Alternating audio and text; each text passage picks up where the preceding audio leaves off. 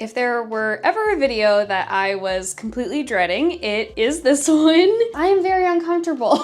Hi, my name is Autumn from Autumn Serenity Illustration, and I have been avoiding making this video for I think as long as I possibly can now. This video is probably my most vulnerable story, the story that makes me the most uncomfortable to tell, even think about. And also this is my first ever YouTube video, so we are really stacking the discomfort here, and I am feeling it. Also in this video, I'm gonna touch on topics pretty briefly and vaguely, but I'm gonna touch on depression, childhood trauma, and chronic pain. I'm gonna keep it really vague and brief, but if those are things that you really are sensitive to hearing right now, maybe consider subscribing for other videos. I don't normally go this deep. My content and my art is normally very light. This is completely out of my comfort zone, and if it's out of yours, that is totally fine. And I am the artist and small business owner behind Autumn Serenity Illustration. It is my baby, and I left graduate school in order to pursue it, and this is my story. My entire life, I feel like I have just been doing what I was expected to do. When I was a child, I grew up very fast. It was a necessity for me. And I was told often that I would make a great therapist. I know that some of you know where I'm going with this when I say that, because a lot of times when you were told ever since you were little that you would make a great therapist, it is because people were putting problems and opinions and issues that were too heavy for you onto your shoulders. If you can relate to that, I am so sorry. I know exactly how that feels. I was always told I would be a good therapist, and to this day, I still think I would be, but would I be a happy therapist? No. I think that I was just kind of following the course of my life. I've always been like the family therapist, the friend therapist, and I think that that was my comfort zone, but that comfort zone was not good for me. Being comfortable with something that was bad for me was just making everything worse. I graduated college with a bachelor's degree in psychology and a minor in family sciences. I did what you're supposed to do next, which is I applied to graduate school, and I was so lucky to get in. Graduate school is so difficult to get in, and I am sorry to everyone going through that process. It really is so difficult, so stressful. Basically, I was in a program to be a family and couple therapist, and it was awful. It was completely terrible. Some of the classmates I had were very hateful, to be honest. They basically made it very known to me that they didn't feel like I belonged there, that I wasn't good enough to be there, that I wasn't smart enough to be there. And honestly, I don't really know why. We're all there to get a degree to be a therapist, to help people, and you are actively making one of your classmates hate being there. I was told I didn't dress nice enough to be there, which I thought was such a weird critique. I mean, I was trying to make friends with these ladies. I was gonna be with them for years. I was told pretty point blankly and pretty rudely in front of everyone if I needed help, which I wasn't asking for help, I just was asking for collaboration. But if I needed help, I clearly wasn't smart enough to be there, and I shouldn't be. That really didn't contribute to why I left, but their words and kind of the public humiliation of "you don't belong here" was cutting me so deeply to my core, because there was a little bit of me deep inside that also was telling me, you don't belong here. Absolutely sliced me right open to that very vulnerable spot where they were feeding into the words I was getting inside my own mind. Being interested in something doesn't mean you love it and it's your passion and you want to do it for the rest of your life. My fiance at the time, he's my husband now, he was worried about me. He is like, hey, you are not doing well, and we're not even to finals yet. You are struggling. And I'm like, I know, I sure am. Because frankly, if I left, I didn't know what I was gonna do. I mean, everyone had told me you'd be a great therapist. Okay, now what? I have never asked myself, what do I want to do? I've always asked myself, what should I do? I think that really contributed to doing whatever everyone else was telling me to do. The final tipping point came. On my campus, there was also a counseling career track. And both of us had like clinics, basically. There was a partnership between the two programs where if a counseling student felt like they needed therapy, they could reach out to my program and ask for therapy and vice versa. We were basically employed. I mean, we weren't paid, but like we were employed to be the call person there. If someone were to call, we would take down their name, their information, what they were struggling with. We would tell them how long the wait was to get basically a call back to see when they could make an appointment. This was the first and only call that I ever received, and it broke me, completely broke me. A young woman from the counseling program called me and told me that she was extremely depressed, extremely stressed, and that she just felt unhappy in her degree. She didn't know what to do, and she wanted to talk to someone about it. It felt like talking to myself. She was speaking into words what I was feeling, what I was struggling with every day. You know, we're both in these sister programs, essentially, feeling the exact same way, and she's calling me, asking for counseling. It absolutely broke my heart because then I was instructed to tell her that it would be an 8 to 12 month wait before she could talk to anyone, because that was my job. I was to take phone calls, take down their information, and then tell them that it's very possible that they might be graduated by the time they could get any help from us. Telling someone that was going through exactly what I was going through that we could not help them anytime soon, it absolutely broke me. Absolutely. I was like, I don't want to do this. I'm getting emotional right now, but I am gonna hold it together. Now, I've always loved art. It's always been fun for me, but it's always been a hobby. I knew that I was never gonna have a career in art. I don't know if it was other people telling me that. I think it was just like the message I had kind of absorbed. You know how you like pick up on vibes? I'm like, okay, the vibe is I'm gonna have to abandon this eventually. I went home and talked to my now husband about it, and he's like, well, what do you wanna do? In my very quiet moments would say to myself, what if I did my art? But at that point, I mean, I completely abandoned art. I was like, no, not possible. We're not doing that. I was too embarrassed. And he said, would you want to do your art? For him to say it completely shocked me. And I was like, I can't make money doing that. And he's like, well, how do other people make money doing it? And I said, well, I mean, you can do commissions, you can start your own business, you know, and I named a couple things. And he's like, why don't you try it? What if you took these 2 years where we already knew you weren't going to be making money and try to make this work? And that changed my life forever. I finally felt validated. All right, let's do it. I have 2 years. Let's see if I can make some money. The next day when I was writing my 4th essay, I said nope, and I clicked through and unenrolled from all of my classes and told my family and friends after the fact what I had done. My mom and dad were like, oh, okay. They were horrified, obviously. But what were they supposed to do? I already unenrolled, and I kind of think that's why I did it. No one can say anything to me now. I have already unenrolled.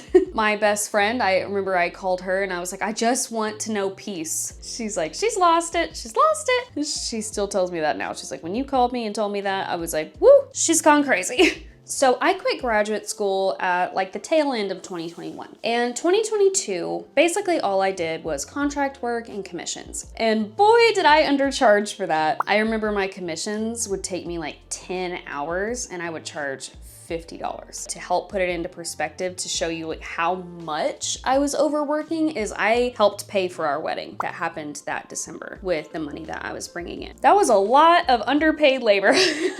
But I just completely had zero confidence that anyone would pay like an actual wage for my services. But at that point, I was having severe chronic pain. I avoided going to the doctor for so long because I was pretty sure with the chronic debilitating pain in my wrist and in my shoulders and back and neck that they were going to tell me that I just couldn't do art. Please, if you are privileged enough to be able to go to a doctor, do not do what I did. I avoided going to the doctor until it got to the point where it hurt to hold my pencil for more than 5 minutes at a time. It got so bad that I had to stop taking contract and client work because I couldn't do it. I mean, I couldn't sit there long enough to be able to actually draw what they needed. That's a very emotional time for me too. I finally am getting to do something I love, and I've wrecked my body to the point where I can't do it anymore. I finally went to the doctor. I got put into physical therapy. I am now doing much better. better. I am still doing a lot of exercises. I still have pain, but I am able to draw for a few hours at a time. I can't do it every single day, and I can't sit at my desk too much. I luckily got a standing desk, which helps. I got like a back brace, which helps. And I have some exercises that I do from physical therapy that help. I had to take a decent amount of time to start building up strength and flexibility and repairing my body. A lot of depression started setting in around this time. I didn't know what it was. I didn't feel sad. I felt so much lack of energy that I remember panting in the shower because standing and washing my hair, like I had to take a break, I had to breathe, no energy. So I didn't know it was depression for a long time. So unfortunately, it got worse and worse before I got help because I didn't know what it was. I thought, well, okay, I need to be eating better. I need to be sleeping more. I need to be exercising more. I need to be doing all these things because clearly my energy levels are way too low. And none of it was helping because it was a mental problem, not a physical one. Telling this story is making me so uncomfortable that I am sweating so much, but I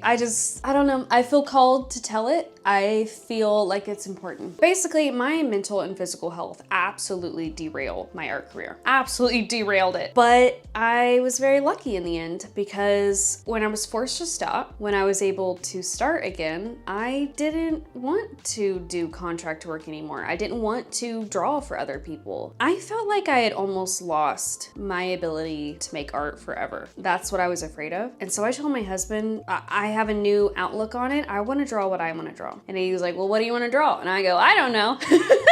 Oh man. Whew. He's probably like, okay, round two. I didn't know what I wanted to draw. I knew I wanted to do my own thing, my own business, maybe make products, but I didn't know what I wanted them to be. My friend, Ellie, she's from Pleasure Nerd. She probably remembers that time because I'm like, I'm gonna draw sea turtles. And she's like, okay.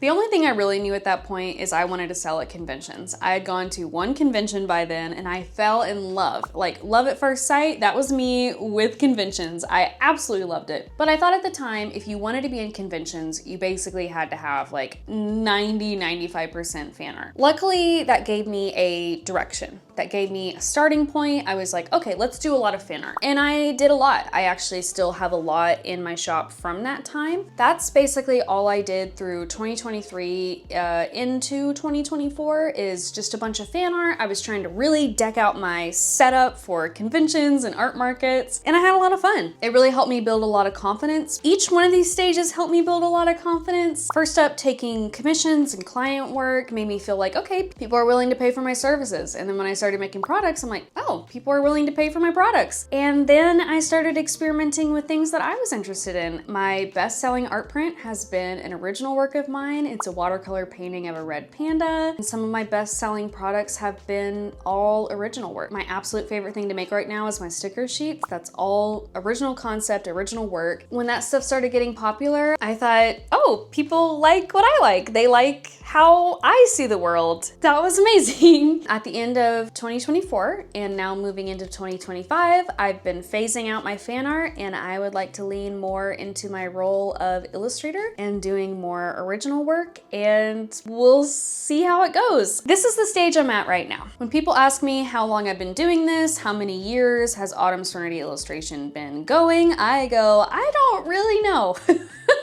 I don't really, because I have changed direction so many times. The meaning of my business has changed so many times that I don't really know. Let me tell you this though, I feel like an absolute beginner. I feel like I'm constantly reinventing what I'm doing. I am now doing this. The thing I spent the most time on was Instagram, and I learned that I did actually really like making reels and making mini vlogs, and via your all's request, you would like longer form content from me, and here I am, and I feel weird. I will warm up to this just like I warmed up to my reels. Right now, I am equally afraid that no one is gonna watch this and that someone is gonna watch this. Explain that. But I've just decided to go for it. My resolution this year was to stop feeling like everything is so hard. The way I was raised, and also in conjunction with my depression, everything is too hard. If something's hard, if something's difficult, don't do it. It's not worth your time. If you can't do it perfectly, do not try. I have just decided I'm not gonna do that. I was asked by my viewers over on Instagram and also from some of my art mutuals to start a YouTube channel. And I thought that is way too hard. I am not doing that. And then 2025 hit and my resolution is to stop thinking everything is so hard. So that is why I'm here. I've started a YouTube channel. I have went ahead and filmed the video that I thought was gonna be the hardest. And I'm not gonna lie, I feel really self-conscious, but I did it. I told you my story. Here I am. I want to share the journey and I don't know why. I feel like I should. I have gotten some of the sweetest messages. If you have sent me a message and told me that my videos help you, thank you. Just know that I have screenshotted every single nice thing you guys have said to me, and I have put it in my Google Photos account under inspiration, because some days when I go, I have made no progress. There's no point doing this. Why am I doing this? I scroll through there and I see messages from you all saying, I went to my first convention and it was a nightmare, and I watched your videos and I felt seen. Or I didn't want to do this and now I am. Or I was having a really bad day and scrolling through your videos made me feel okay again. And I am not gonna get emotional. If those same people are getting that from hearing this person talk, then who am I to not do it, I guess. My goal for this channel, first of all, you should know I am very chatty, and I also really enjoy chatty videos to work alongside. So my YouTube channel is gonna be very chatty. I'm thinking very chatty studio vlogs. I would like to redo my studio. Studio to me just makes me feel like a little bit more inspired, like, oh, my studio, but just know it is 50% of the office I share with my husband. This is in my house. This is what he gets to see every day. So I'm planning on doing shop update prep videos, con prep videos. I would like to do longer vlogs at conventions. I actually have a convention coming up really soon. Plan on vlogging that. I am gonna say the thing that makes me feel the most uncomfortable, the most like a poser, which is if you wanna see more of me, more videos of me, like and subscribe. Because I will be posting every 2 weeks and it'll be chatty. It will not be this dark. I have heard from some of you that you got one of my prints or one of my stickers and it makes you smile every time you see it. Doing something like that feels like the biggest privilege. So that's what I do. All right, well, I hope this goes well. Okay, bye.